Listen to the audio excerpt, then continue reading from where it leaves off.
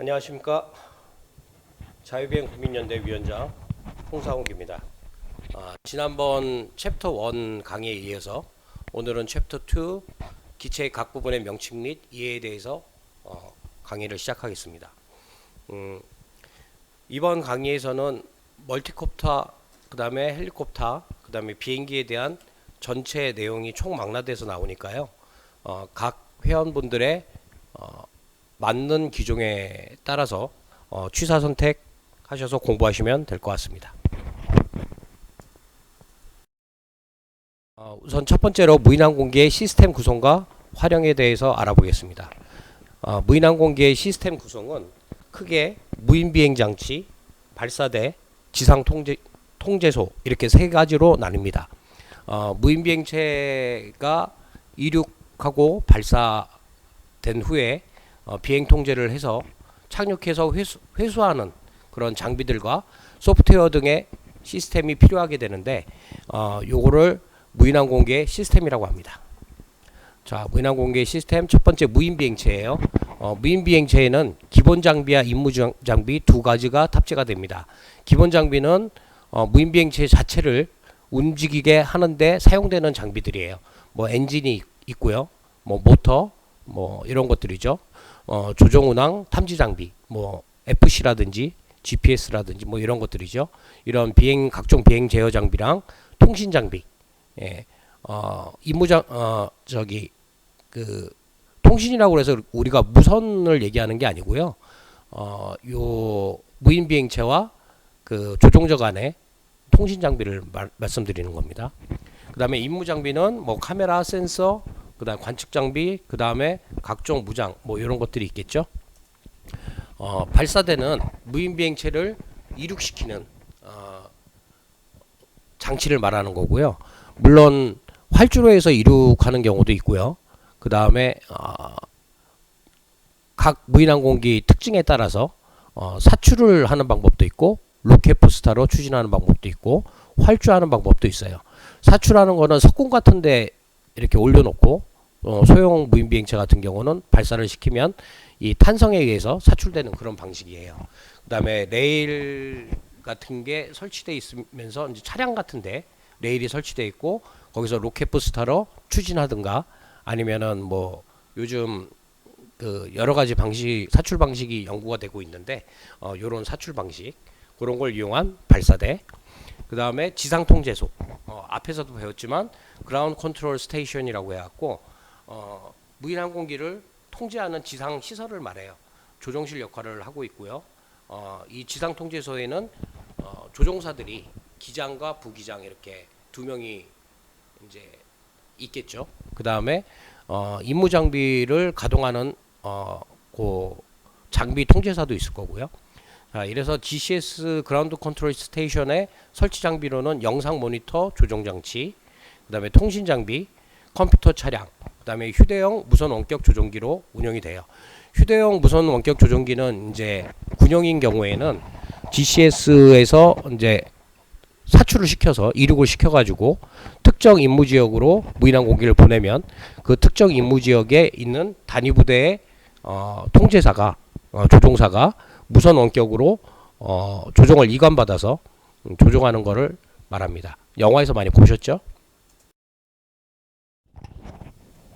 자, 두 번째 장은 무인항공기의 운영 요원에 대해서 알아볼게요. 무인항공기의 운영 요원은 UAS 파일럿이라고 그래요. UAS 파일럿. USA가 아니라 UAS 파일럿입니다.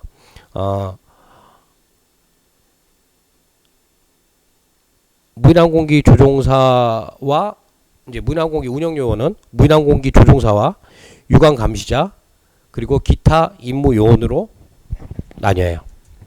자, 무인항공기 조종사는 UAS 파일럿이라고 하고 2인 이상이 1조가 돼서 운영을 합니다. 한 명은 반드시 기장이 되고 나머지는 부기장이 돼야 되니까요.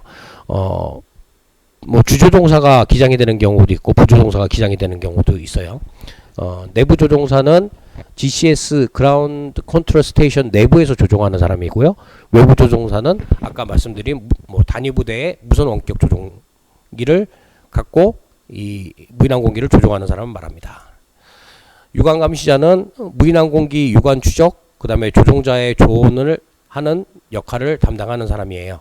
그 유관으로 이제 망원경 같은 걸로 무인항공기를 추적을 해가지고 임무 지역에 잘 도달했는지 뭐 이런 것들을 조종자한테 알려주는 거죠. 뭐 기상 상태도 알려주고요. 이래서 비행 상태와 항로 상황을 감시하고 조종사, 관제사의 원활한 소통을 위해서 이 유관 감시자도 비행 훈련을 받아야 돼요. 그 다음에 기상, 관제, 훈련 과정 이수가 필수입니다. 그 다음에 기타 임무요원이 바로 이제 그 임무 장비를 가동하는 탐지 장비 통제사가 있고요. 임무 장비 통제사가 있고, 그 다음에 정비사, 무인항공기를 정비를 해야 되죠. 요런 사람들을 기타 임무 요원이라고 합니다.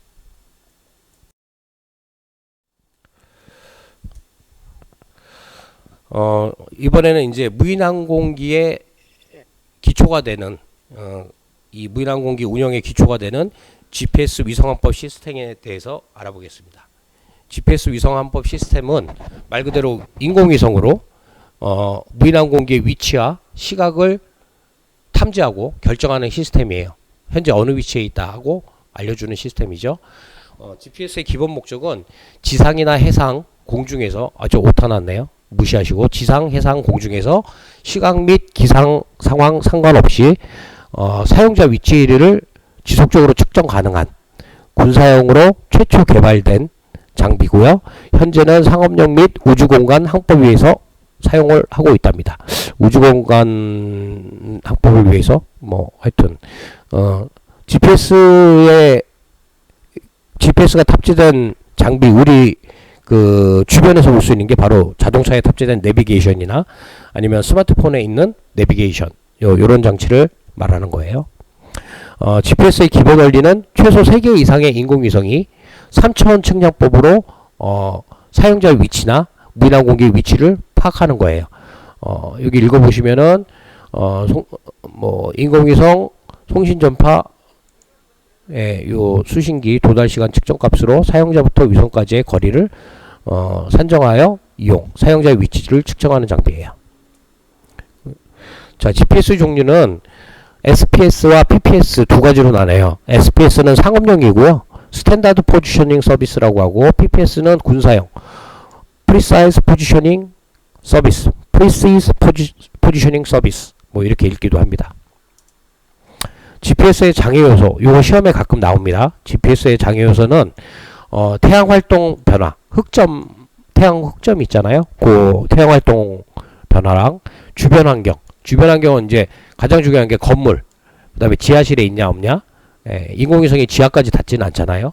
그 다음에 이제 기상 요소, 구름, 그 다음에 의도적인 방해는 뭐 무인항공기나 GPS를 향해서 EMP를 쏜다든지 뭐 이런 것들이겠죠.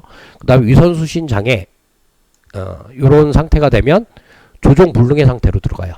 조종 불능의 상태로 들어가서 무인항공기를 GPS로 조종할 수가 없습니다. 이럴 때는 어떻게 하느냐, 수동 모드로 전환을 해야 돼요. 수동 모드로 전환을 해서 GPS 수신 불능 상태에서 수동 모드로 전환해서 조종해야 됩니다.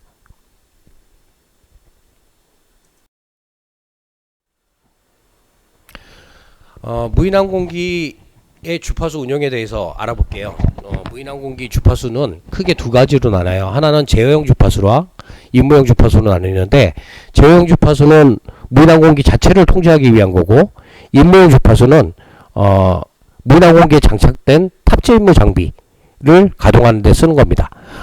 무인항공기 주파수는 제어형 주파수랑 임무용 주파수로 나뉜다는 거, 그 다음에 면허형과 취미형으로 나뉜다는 거, 비면허형, 이렇게 두 가지로 나뉩니다. 보시면은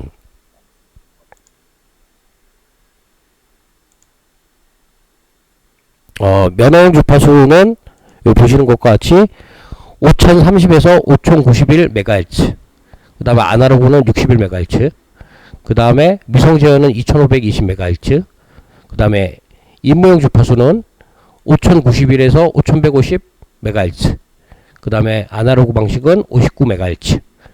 요런 것들은 아까 설명드린 대로 카메라 센서든 탑재 장비 조종하는 거고요. 요 제어형 주파수는 무인기 조종 및 상태, 그러니까 무인기 자체를 움직이는 거예요. 그리고 이 면허용 주파수는 가시거리내나 원거리 두 가지 운용을 할 수 있고요. 비면허용은 반드시 가시거리내. 요 우리가 비면허 일반 유저들이 완구 취미형 비면허 주파수입니다. 제형 주파수는 2.4기가 그러니까 2400MHz에서 2483.5MHz. 예. 그리고 83.5MHz가 아날로그 방식이고요. 이거 잘 보시면 조금 헷갈리시는데 일단 무선 데이터 통신용 예, 요거는 동일해요. 5.650 그러니까 5GHz 때예요. 5.650MHz랑 5.850MHz. 예, 아날로그는 200MHz. 예, 여기 보시면은 좀 다른 거를 제가 설명을 드릴게요. 그러니까 외우기 쉽게 면허용 주파수는 그 제형 주파수의 뒷자리, 예, 뒷부분. 그러니까 5.091부터 시작해요. 그래서 5.150. 예, 그러니까 세 가지를 외우면 되겠죠. 5030, 5091, 그 다음에 5150. 가끔 시험에 나와요, 이 주파수 문제가. 그 다음에 비면허용 주파수는 좀 외우기 힘든데 우리가 취미로 활동하는 거니까 2.4기가 때, 예, 요게 디지털이고, 그 다음에 요건 뭐 아날로그는 안 쓰니까요, 요즘. 그 다음에 무선 데이터용은 이 5기가대로 올라가요. 그래갖고 5.650MHz, 5.850MHz. 예, 이렇게 외워두시는 게 좋습니다. 전기의 구성과 원리에 대해서 알아볼게요. 멀티콥터. 뭐 이제 무인 비행기도 있고 무인 멀티콥터 있고 무인 헬리콥터가 있고 무인 비행선이 있는데 멀티콥터 가장 많이 쓰는 멀티콥터의 구조입니다. 지금 보시는 것처럼 이런 구조를 갖고 있어요. 예, 뭐 비행 제어기, GPS, 뭐 자이로스코프, 가속도 센서, 자기압 센서, 뭐 기압 센서 이런 것들이 있습니다. 예, 그다음에 ESC도 있고요. 예. 자, 부품명은 보시면 이제 멀티콥터의 부품명이 프레임, 요 프레임이죠. 요 프레임이고요. 그다음에 모터, 비행의 원동력이고, 요거 변속기예요. Electric Speed Control이라는 영어 약어고요. FC는 우리 앞에 배웠지만 이 무인 멀티콥터의 두뇌 장치예요. 이 FC에 지자기 센서, 기압 센서, 자이로스코프, 가속도 센서 뭐 이런 게 들어가요. 그 다음에 파워 모듈, 부품 전기 공급 장치, 뭐 배터리라든지 이런 것들이죠. 그 다음에 주전원 공급은 배터리에서 하고 프로펠러가 있고요. 그 다음에 조종기, 수신기 이런 것들이 있습니다. 멀티콥터 하시는 분들은 처음 멀티콥터를 하시는 분들은 외워두셔야 될 거예요. 자, 다음 멀티콥터의 구조에 대해서 보겠습니다. 단순화된 구조고요. 쿼드콥터를 기준으로 설명을 할게요. 예, 서버 모터가 있고요. 그 다음에 수신기가 있고, 수신기는 이제 원격 장치 트랜스미터에서 명령을 받는 장치예요. 요 송신기에서. 예, 그 다음에 비행 제어기, 이게 FC예요. 그 다음에 배터리, 변속기가 있어요. 예, 요 위치를 잘 봐야 돼요. 요게 모터고, 요게 변속기고, 요게 FC예요. 요렇게 선으로 이어져 있어요. 그러니까 FC에서 조정 제어를 받아가지고 모터 값을 이제 변속기로 전달하면은 변속기에서 모터를 통제하는 그런 구조예요. 멀티콥터는 2개 이상의 모터 프로펠러로 구성되어 있고 기본이 쿼드콥터예요. 뭐 트리콥터도 있습니다. 대각선을 한 페어로 짝으로 서로 다른 방향. 예, 이게 1번 모터, 2번 모터, 3번 모터, 4번 모터고요. 1번과 4번이 시계 방향, 2번과 4번이 반시계 방향으로 움직여요. 그래서 만약에 요 멀티콥터가 우측으로 가려고 그런다. 그러면은 3번과 4번이 빨리 돌아야 돼요. 그러면은 이쪽에 양력이 증가해서 멀티콥터가 오른쪽으로 치우쳐지겠죠. 그래서 이쪽으로 가는 거고, 좌측으로 가려고 그러면은 요 1번과 2번이 빨리 돌아야 돼요. 고속 회전을 해서 이쪽 양력을 증가를 시켜가지고 이쪽으로 움직이는 거죠. 예. 그 다음에 요렇게 도는 거. 예. 도는 거는 모터의 반토크에 의해서 도는 거예요. 예, 요건 뒤에 설명할게요. 자, 각종 모터 프로펠러의 RPM, Revolution per Minute, 조절로 전후 좌우 상승, 하강 가능하고, 멀티콥터 호버링도 가능하죠. 시험에 뭐 하도 많이 나와가지고 호버링이 가능한 게 멀티콥터예요. 각 프로펠러가 독립적으로 움직인다. 이게 뭐냐면 요 각 변속기에 의해서 FC에서 받은 명령값을 전달해서 각 모터 1번, 2번, 3번, 4번 모터의 회전값을 조정을 해요. 그래서 독립적으로 움직인다고 얘기하는 거고요. 그 다음에 송신기, 수신기, 모터, 프로펠러, 프레임만 있으면 조립 운영이 가능해요. 예, 요건 수동으로 조정할 수 있어요. 예. 그다음 구조 간단, 유지 보수, 쉬워 대중적으로 확산이 돼요. 대중적으로 확산됐죠. 많이 확산됐죠. 예, 여기 아까 말씀드린 요 방향이에요. 클락와이즈, 카운터 클락와이즈, 시계 방향, 반시계 방향. 그래서 양력 발생을 해갖고 호버링이 가능한 구조. 헬리콥터도 호버링이 가능하죠. 근데 멀티콥터와 헬리콥터의 뜨는 방식은 달라요. 멀티콥터는 프로펠러 4개에 의해서 양력을 받는 거고요. 그 헬리콥터는 메인 로터의 회전에 의해서 뜨고, 그 다음에 테일 로터로 메인 로터의 그 반토크를 상쇄시켜주는 그런 역할을 하는 거예요. 자, 프레임. 이제 아까 그 멀티콥터의 구성부에 대해서 좀 자세하게 들어가는 건데요. 한번 쭉 읽어보시면 돼요. 모든 구성물 탑재 연결하는 구조물, 바디는 더하기나 곱하기 형태. 뭐 더하기나 곱하기나 똑같죠. 제껴놓으면 곱하기니까. 프레임의 크기는 프로펠러를 결정하고요. 모터 축과 센터 간의 거리가 기준이에요. 예, 모터 축과 축 간의 거리. 그러니까 여기 모터 1번 모터, 1번 모터, 4번 모터가 있으면 요 축 간의 거리. 요게 기준이에요.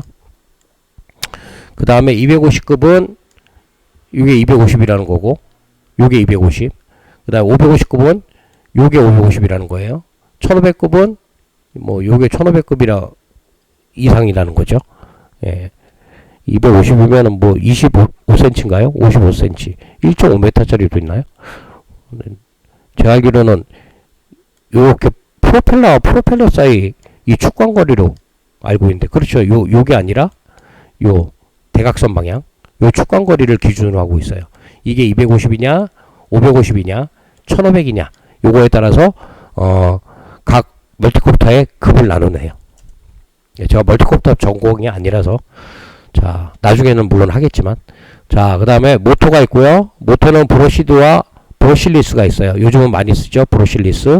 자, 조금 다른데, 브러실리스는 자석이 붙은 코일이 회전하는 거고요. 이거는 자석은 모터에 고정되어 있어요.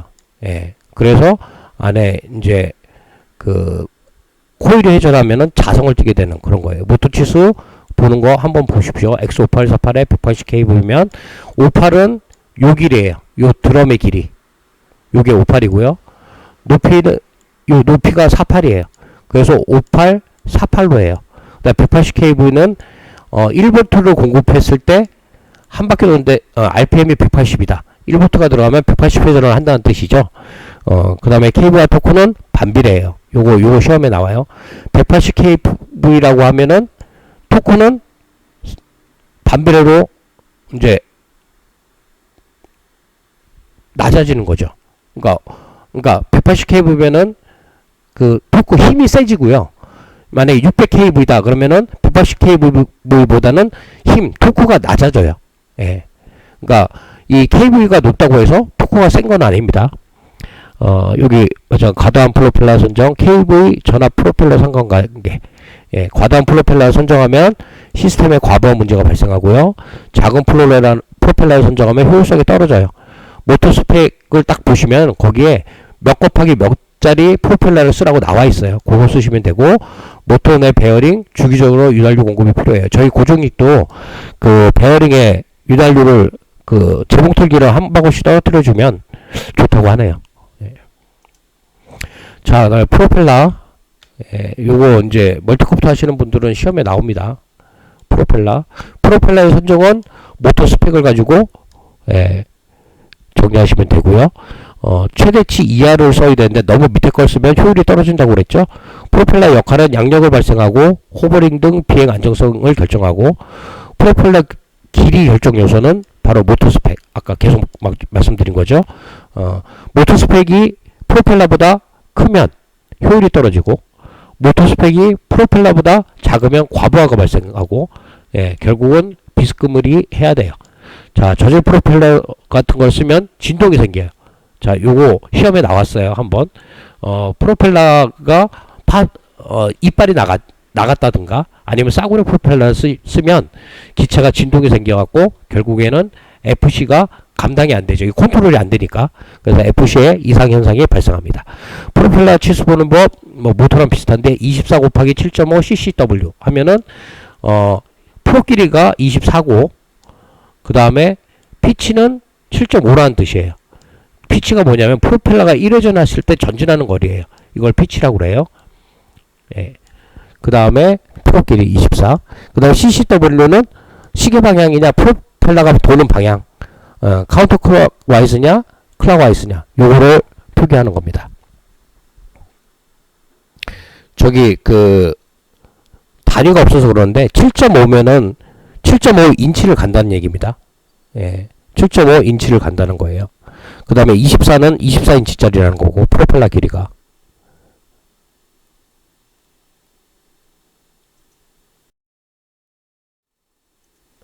다음은 변속기.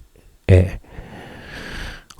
아까 그 그림에서 보셨듯이 FC가 중앙에 있고 변속기가 중간에 달렸고 프레임에서 그 다음에 모터가 달렸잖아요. 요 FC로부터 제어 신호를 수신받아서 수신 전류와 전압량을 조정해서 모터가 신호 대비에 신호에 적절하게 신호 받은 대로 적절하게 회전 유지되도록 해주는 장치예요. 예, 여기 모터가 요 FC에서 명령을 받아서 변속기가 요걸 제어를 해서 모터 회전수를 제어해서 이쪽으로 보내는 거죠. 자, BLDC가 아까 뭐라고 그랬죠? 브러쉬리스 모터. 예, 3선 중 2선을 교체 연결하는, 보시면 내가 원하는 방향으로 모터 회전이 방향이 모터 회전이 되지 않으면 회전 방향을 변경하기 위해서 3선 중에 2선 아무거나를 교체 연결하면 돼요. 거꾸로 교체해서 연결하면은 원하는 방향으로 돌아갑니다. 자, 비행제어 보드 이게 FC. 이게 뭐냐면은 멀티콥터에서는 두뇌 역할을 해요. 고정익 항공기도 우리가 취미로 활동하는 것들은 뭐 상관이 없지만 고정익 항공기도 FC가 탑재되는 고정익 항공기가 있어요. 군용 항공기나 뭐 이런 것들. 어쨌든 조종기로부터 제어 신호를 입력받아서 ESC 변속기의 모터 제어 신호 송신하는 역할을 하고요. FC에 탑재된 센서는 IMU 가속도계, 각속도계, 이거 자이로스코프이라고 그러죠. 가속도계와 각속도계, 기압계 센서, 지자계, GPS 요런 게 탑재돼요. 요거 시험에 나옵니다. FC에 탑재된 센서가 아닌 것, 아니면 비행 제어 보드에 탑재된 센서가 아닌 것, 예. 아니면 다음 중에 비행 제어 보드에 혹은 FC에 탑재된 센서는 어떤 것들이냐. 자, IMU 혹은 가속도계, 각속도계 이렇게 분리돼서도 나와요. IMU는 가속도계, 각속도계를 포함한 거고, 가속도계, 자이로스코프 이렇게도 나오고, 기압계 센서, 지자계, GPS. 자, 요 가속도계, 각속도계는 우리가 아는 거고, GPS도 알고, 기압계, 요거는 이게 이런데 탑재됐어? 이런 생각을 할 수 있으니까 기압계랑 지자계 요거는 외워두시는 게 좋아요. 기압계랑 지자계. 자, 다음 보시는 것처럼 전달 과정, 요 변속기의 전달 과정이에요. 수신기에서 받아가지고 FC로 들어가서 변속기로 들어간 다음에 모터로 들어가요. 예, 요렇게 요거는 이제 시계 방향, 반시계 방향. 이게 여기서부터 1번이라는 분도 있고 여기서부터 1번이라는 분도 있어요. 그건 상관없습니다. 나중에 FC에서 설정하기 나름이니까 어떤 분은 뭐 여기가 1번인데 왜 여기가 1번이냐 이렇게 얘기하는데 이렇게 지금 번호가 바뀌어도 상관이 없어요. 예. 알고만 있으면 되죠. 유저는 내가 어디서부터 1번을 놨는지. 자, FC 포함 센서의 용도 요거 시험에 나와서 노란색으로 표시했어요. 자이로스코프 3축 자세를 제어하고요. X, Y, Z 값을 제어한다는 뜻이에요. X 값은 뭐예요? 롤을 말하는 거고요. 에일러런이 통제해요.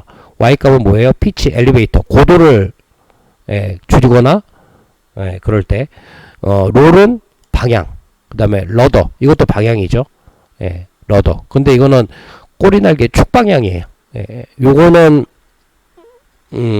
나중에 그림에서 다시 한번 설명을 할게요. 자, 그 다음에 가속도계. 중력과 무관한 가속 축적 장치고요.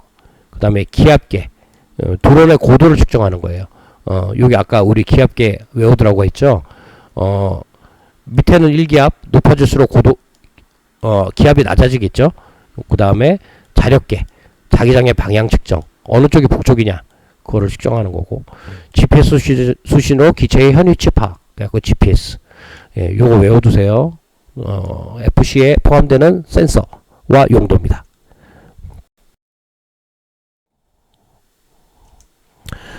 송수신 장치, 예, 뭐 이건 우리 비행기에도 들어가는 거니까 주파수 사용하여 드론 제어하는 조종자의 명령을 송수신하는 장치예요. 수신기 안테나 절단되지 않게, 우리 수신기 이렇게 보면 이렇게 선이 달려 있고 두 개가 달려 있고 여기에 딱 껍질 까진 선이 달려 있죠. 요게 안테나예요. 요게 절단되면은 끝나는 겁니다.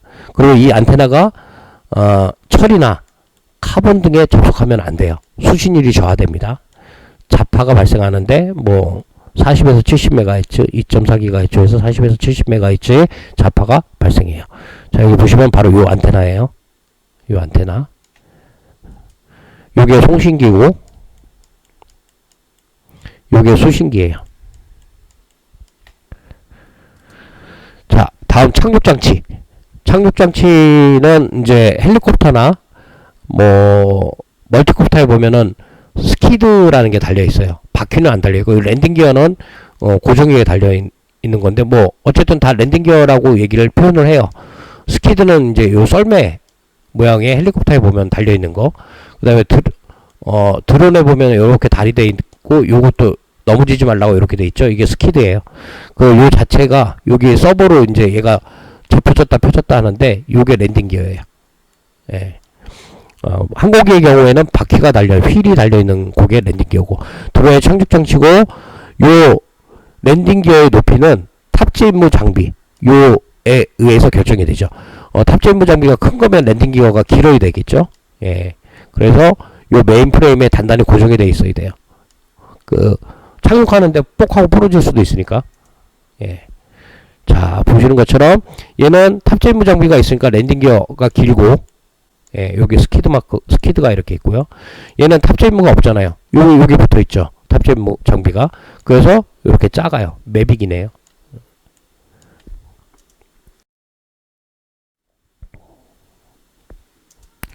다음은 배터리에 대해서 공부해 보겠습니다. 이거는 멀티콥터나 헬리콥터나 저희 고정익이나 되게 중요한 부분이에요. 시험에도 가끔 나오는데 요즘 잘 안 나오는데 어쨌든 한번 봐주세요. 배터리의 1차 전지랑 2차 전지로 나뉘는데 2차 전지는 충전이 되는, 재충전이 가능한 거고요. 1차 전지는 일회용이에요. 자, 배터리는 대부분 요즘 이제 저희 무인항공기, 무인 비행기에서는, 초경량 무인 비행체에서는 리튬 폴리머를 사용합니다. 소형이고 경량이고 강력한 힘이 나와요. 예. 그 다음에 단위는 밀리암페어라고 하고요. 전압의 단위는 볼트고, 재충전은 반드시 40에서 50% 정도 사용했으면 재충전 하셔야 되고요. 이 주의사항들인데 이거 시험에 가끔 나옵니다. 고온 다습한 곳 피하고, 내부방전, 과충전을 했을 때 내부방전으로 수명 단축이 되고 화재원이 되고, 겨울철에는 사용 가능한 온도로 배터리를 몸속에 이제 체온으로 높이든가, 아니면은 차가운 곳에 장시간 방치하면 안 돼요. 그 다음에 교체는 300에서 500K 이상 사용하면은 배부름 현상이 나오니까 그때 교체하고, 폐기 방법은 야외에서는 소금물 방전, 뭐 소금물 갖고 다니는 분도 있나요? 어쨌든 염소가스가 발생한대요. 염소가스 뭔지 알죠? 2차 대전 때, 아니 1차 대전 때 독일이랑 영국이랑 싸울 때 가스전 했잖아요. 그 염소가스예요. 그다음에 0V 확인하고 폐기, 예, 이렇게 하셔야 돼요. 우리 그러는 분 별로 없죠? 그 다음에 금속류 접촉 금지, 접속단자 절연 테이프 절연 폐기. 요렇게 잭 있는 부분이 있죠. XT60이나 90 있는 잭, 요거 잘라내시고, 요 접촉했던 부분들 절연 테이프로 마무리 깔끔히 해서 버리셔야 되고요. 금속류가 관통을 하면 이 리포 배터리는 안에 절연 물질이 젤이에요, 젤. 리튬이온 배터리는 액상이고, 그래서 이 리튬이온은 배터리 이 호일이 거푸집이 커버가 파손이 되면 바로 폭발할 위험성이 있어요. 그런데 요 리튬 폴리머는 그걸 젤로 바꿔놨기 때문에 이렇게 흐르는 일은 없어요. 그런데 금속이 관통을 하면 터지겠죠. 예. 자, 배터리 종류는 니켈 카드뮴, 옛날에 썼던 거 니켈 수소, 리튬이온, 리튬 폴리머, 수소 연료 배터리로 날리고요. 이 수소 연료 배터리 그 현대에서 나오는 넥소 있죠. 거기에 탑재된 배터리가 수소 연료죠. 자, 니카드 배터리는 추운 곳에서도 사용 가능하고 300에서 500회 충방전하는 장점이 있어. 할 수 있는 장점이 있어요. 추운 곳에서도 사용 가능한 요게 장점이겠죠. 근데 단점이 있어요. 이 메모리 효과라는 건데, 이 메모리 효과 때문에 사실은 니켈 수소, 리튬이온, 리튬 폴리머 이런 것들이 개발이 된 거예요. 완전 방전하기 전에 다시 충전하면은 잔량이 남아 있을 거 아니에요. 배터리에 잔량이 남아 있는 거를 방전 상태로 기억을 해서 내가 1001A를 충전을 하면 이게 이제 500mAh 하면은 500mAh 방전시키는 걸 충전으로 계산을 하고 다시 충전시켜 갖고 결국은 500mAh밖에 안 남는다는 뜻이에요. 그래서 배터리 수명이 감소하고 소용량 배터리가 되는 거죠. 네, 수명이 감소해요. 그리고 일반적으로 소용량, 작은 용량의 배터리에만 니켈 카드뮴을 씁니다. 니카드 배터리라고 하죠. 니켈 수소는 이 니카드의 단점인 메모리 효과를 보완해서 대용량화가 가능했어요. 근데 단점은 뭘까요? 무거워졌죠. 예, 무거워졌어요. 리튬이온은 요런 것들의 단점을 보완을 해서 만든 배터리예요. 메모리 효과 거의 없고 수시 충전 시 배터리 수명 관련 없이 수시 충전 사용 가능하고, 요거는 리튬 폴리머보다 좋네요. 수명이랑 관련없이 수시 충전. 배터리 내 전해액 유기성 물질 폭발위험이 있어요. 이게 리튬이온 배터리예요. 자, 리튬 폴리머 배터리는 요즘 많이 쓰는 거고 전해액의 폭발위험이 보완됐어요. 리튬이온의 전해액 폭발의 위험이 보완됐고, 이유는 젤 타입이라서 그렇고, 그 다음에 메모리 효과 없고요. 다양한 모양의 배터리 생산이 가능해요. 근데 리튬이온이랑 리튬 폴리머는 관리를 잘 하셔야 돼요. 예, 관리를 잘 하셔야 돼요. 배터리를 쓰고 나서 이제 충전을 하셔도 메모리 효과가 없기 때문에 원하는 만큼 충전이 되고, 자동으로 이제 CCCV 값이 커팅이 돼서 이제 충전이 끝나죠. 수소연료는 뭐 미래 배터리인데 아직까지는 상용화되지 않았어요. 전기분해 역방향으로 석유가스 등에서 추출한 수소를 연료로 공급. 예, 이 화석연료에서 추출한 수소를 연료로 공급해서 연료와 공기 공급되는 한, 연료와 공기가 있는 한 지속적으로 전기가 생산이 가능해요. 저장 용기 대용량화되면 비행시간이 연장 가능하대요. 현재는 3리터인데 6.8리터로 확장하려고 한대요. 그러니까 뭐 대형 드론에는 이 수소연료를 쓰는 게 맞겠죠. 예, 리튬 폴리머가 특별히 개발이 돼 가지고 초대용량이 나오고 효율이 좋은 게 나오기 전에는 조작을 했나 보네요. 지금까지 했던 공부했던 내용을 이제 문제를 풀어보겠습니다. 자, 첫 번째 문제입니다. GPS의 특징으로 틀린 것은? 자, 어느 걸까요?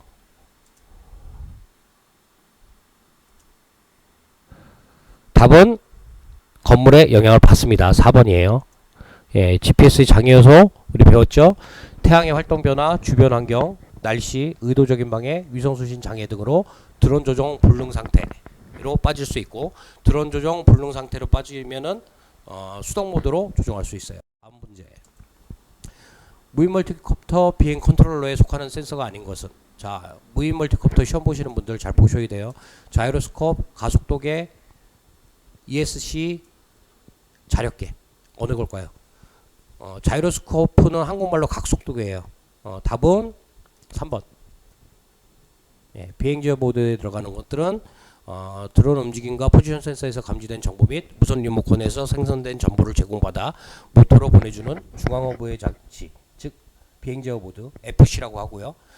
자이로스코프 드론 자세를 제어하고요. 가속도계는 중력과 무관한 가속 측정 장치고요. 기압계 고도 측정을 위해 사용하고요. 자력계 자기장 방향을 측정해요. ESC는 모터와 관련된 거고 별도의 센서가 아니죠. 디바이스예요. 별도의 장치예요. 자, 다음 중 FC에 포함되지 않은 똑같은 문제네요. GPS 들어가고 고도 레이저 센서, 기압계, 자이로미 가속도 센서. 고도 레이저 센서 저건 임무 장비일 것 같은데요. 자, 볼까요? 추가 장착 시스템. 그죠? 기본 고도는 기압계를 통해서 측정됩니다. 다음, 무인 멀티콥터 추가 장착 구성품에 영향을 미치지 않는 것은, 자, 장애물, 상대 습도, 기온, 기압 공개 밀도. 자, 임무 탑재 장비에 영향을 미치는 것은 기상 요소라고 그랬죠. 그 외의 것은 장애물. 자, 장애물은 탑재량에 영향을 주는 게 아니라 무인 비행기의 운영에, 무인 멀티콥터의 운영에 영향을 줘요. 장애물이 있으면 GPS가 고층 빌딩 같은 게 있으면 GPS가 수신이 불량하게 되죠. 자, 다음 문제. 다음에 해당하는 무인항공 비행체의 설명은 고정익 고속 순항 능력과 회전익 수직 이착륙이 가능하여 비행 능력이 뛰어나지만 복잡한 구조로 인해 조종 및 운영이 다소 복잡하고 기체 제작비가 높다. 한편 이 기술은 세계에서 두 번째로 국내에서 보유하고 있다. 세계에서 두 번째, 미국 다음인가 보죠. 뭐냐? 하이브리드형 비행체, 고고도 장기 제공 비행체, 뭐 이상한 거네. 멀티콥터형 비행체, 그다음에 틸트로터형 비행체. 이 네 가지 중에 어느 걸까요? 답은 4번. 틸트로터형 비행체. 상승시 양력 발생, 비행시 추력으로 전환된 비행체로서 조종 제어가 상대적으로 어렵습니다. 예, 조종 및 운영이 다소 복잡하고 기체 제작비가 높다. 아마 이 틸트로터형 비행체가 그 정찰기, 그러니까 UAV에 적용될 거예요. 예. 다음 중 멀티콥터에 대한 설명은 틀린 것. 여러 개의 모터를 회전시켜 소모된 에너지가 동일한 출력을 발생시키는 헬리콥터보다 적기 때문에 비행시간이 길어진다? 이상하죠? 모터가 4개나 있어갖고 비행시간이 짧아져요. 같은 용량의 배터리를 사용했을 때. 자, 뭐 답은 1번. 예, 헬리콥터에 비해 복수의 모터 구조에 따라 배터리 소모가 많고 비행시간이 짧다. 자, 다음 문제. 다음 중 멀티콥터의 특성에 대한 설명으로 틀린 것은 달려토 방식 헬리콥터처럼 반토크를 막기 위한 꼬리 날개 필요 없죠. 가까이 프로펠러 회전수를 조절하여 ESC로 FC로 조절해서 ESC에 전달하는 역할이죠. 반토크 상쇄시킨다. CW, CCW 대칭 배치로 반토크를 상쇄시켜요. 두세 개 이상의 프로펠러 가진 비행체 맞고, 멀티콥터는 헬리콥터와 같이 수직 이륙 및 호버링이 가능하다. 맞죠? 헬리콥터는 많은 프로펠러를 장착하여 구조가 복잡하고 조종사 양성 과정에서 고도의 훈련을 필요하는 단점이 있다? 아니죠. 대중화 이유가 뭐예요? 다루기 쉬워서. 답은 4번. 멀티콥터의 두뇌와 같은 역할을 하는 부분으로 멀티콥터의 움직임과 정보를 제공받아 모터로 보내주는 중앙호버. 뭘까요? FC죠. 자, 전자속도 제어배도 아니에요. 이거는 모터. FC 2번이네요. 답은. 자, 2번. 예, 비행 컨트롤러는 멀티콥터의 두뇌와 같습니다. 비행 컨트롤러는 멀티콥터의 움직임과 포지션 센서에서 감지된 정보, 그리고 무선 리모컨에서 생성된 정보를 제공받아 모터로 보내주는 중앙 허브 역할을 합니다. 다음, 멀티콥터의 배터리를 연결하는 유선의 구성 요소들로 동력이 모터의 회전을 바람직한 속도로 유지하는 뭐죠? ESC. 자, 이거는 뭐 고정익도 마찬가지겠죠? 답은 ESC. 무선 주파수 사용에 대해서 무선국 허가가 필요치 않은 경우, 요거 외워두셔야 될 것 같아요. 대충 한번 통밥을 찍어볼까요? 가시권 내 산업용 무인비행장치 허용 주파수. 자, 가시권 내고 허용 주파수 대역을 사용할 경우에 이게 아마 답일 것 같아요. 두 번째, 가시권 밖으로 고출력 무선 장비. 이거는 조금 그렇죠. 영상 수준을 위해서 15W 이상의 5.8GHz 대역의 고출력 장비 사용한 고출력 장비. 예, 그 다음에 운영자들 간의 무선 연락을 위해 출력정 뽑기. 무선 연락은 필요하겠지만 출력정 뽑기. 답은 1번 같아요. 맞습니다. 가시권 내 비행 시 허용 주파수 사용 시에는 허가가 무료합니다. 네, 다음 문제. 무인 비행장치 운영 간 통신 장비 사용으로 올바른 것은 송수인 통달거리 증폭을 위해 출력 증폭 장비를 사용한다. 허가받아야 되는데. 2.4GHz 주파수 대기에서는 어떤 장비도 사용 가능하다. 허가받아야 되죠. 어떤 장비 아니에요. 영상 송수신용 등으로 사용하는 5.8GHz 장비는 주파수 인증을 받았기 때문에 사용하는데 문제가 없다. 뭐 이렇게 단원적인 것들은 답이 아니죠. 드론 임무용으로 요거 같네요. 국내에서 할당된 주파수는 5091에서 5150MHz다. 답은 4번. 예. 제어용 주파수는 5030에서 5091, 임무용 주파수는 5091에서 5150. 단 이게 뭐였죠? 사업자용. 그죠? 취미용은 달랐어요. 2.4죠. 예. 저 위에 2번 같은 경우는 2.4GHz 주파수 대역에서는 어떤 장비 아니에요.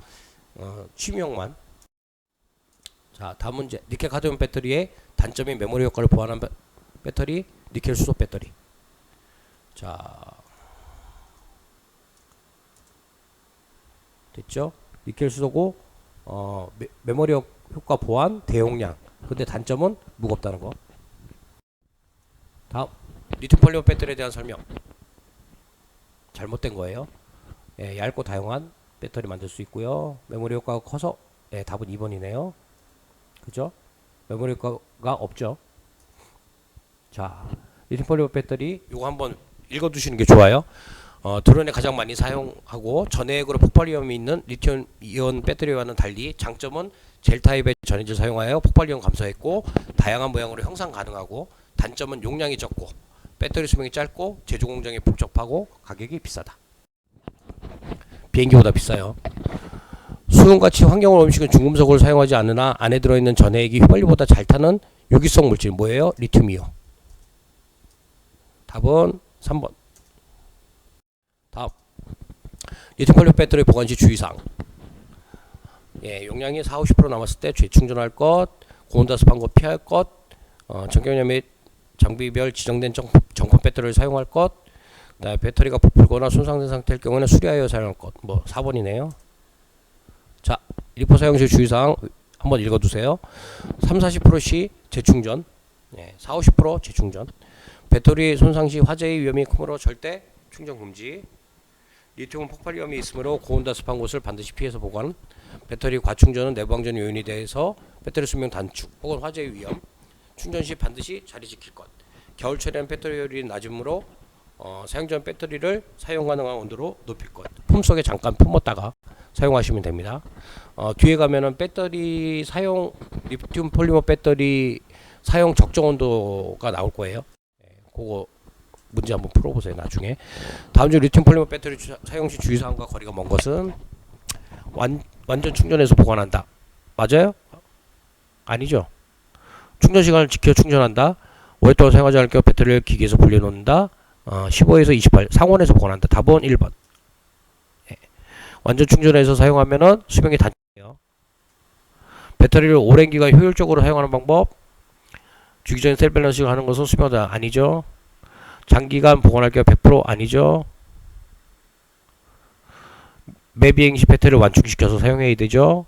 차량용 충전기를 주로 사용한다. 뭐야? 방법으로 적절한 것은 갑자기 헷갈리네요. 배터리를 오랜 기간 효율적으로 사용하는 방법 중 3번이네요. 답. 갑자기 헷갈리네. 문제가 희한하네. 자, 다음 문제. 리튬 폴리머 배터리 보관 시 주의사항이 아닌 것은 과충전 방전하면 안되고요. 배터리 낙하 충격 또는 합선시키면 안되고요. 손상된 배터리는 전력 수준 50% 이상인 상태에는 배송하지 않는다. 고요. 상온의 장소에서 보관하면 안된다. 아니죠. 상온의 장소에서 보관해야죠. 예. 여기에 나왔어요. 요거 외워두셔야 돼요. 리튬 폴리머 배터리 저장온도 조건은 상온이에요. 사용온도 조건은 마이너스 10도에서 40도. 예, 저장온도 조건이랑 사용온도 조건 외워두세요. 마이너스 10도에서 40도가 사용온도입니다. 영하 10도 이하면은 비행하시면 안 돼요. 그 다음에 저장온도는 20에서 28도. 리튬 폴리머 배터리 취급의 보관 방법을 옳지 못한 것. 뭐 배터리가 부풀어도 안전에 지장 없으면 계속 사용한다. 이게 답이죠.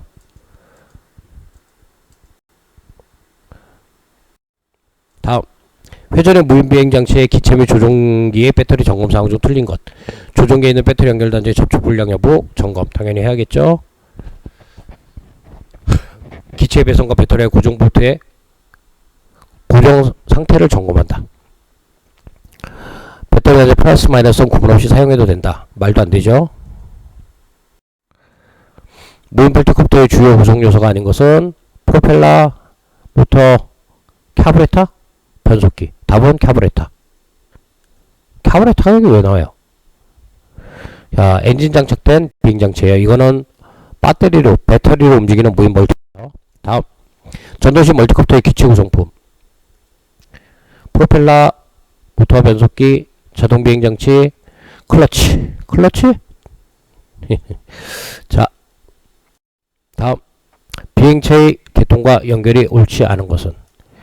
자, 동력 전달 개통, 모터와 변속기 맞고요. 전기 개통, 배터리 발전기 맞고요. 조종 개통, 서버 변속기 맞고요. 연료 개통, 카브레터, 라지에이터?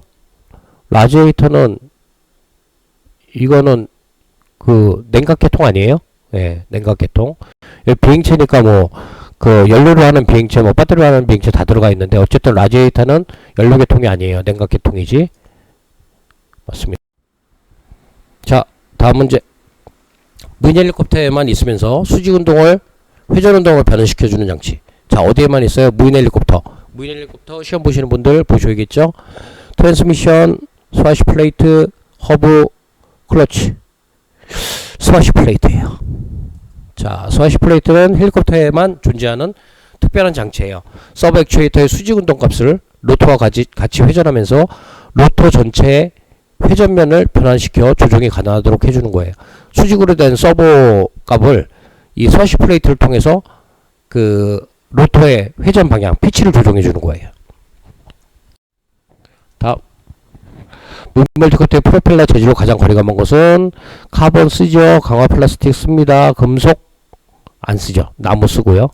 자, 금속은 무게가 중요하기 때문에 프로펠러 밸런싱이 중요하기 때문에 금속 재질 로터는 사용하지 않습니다.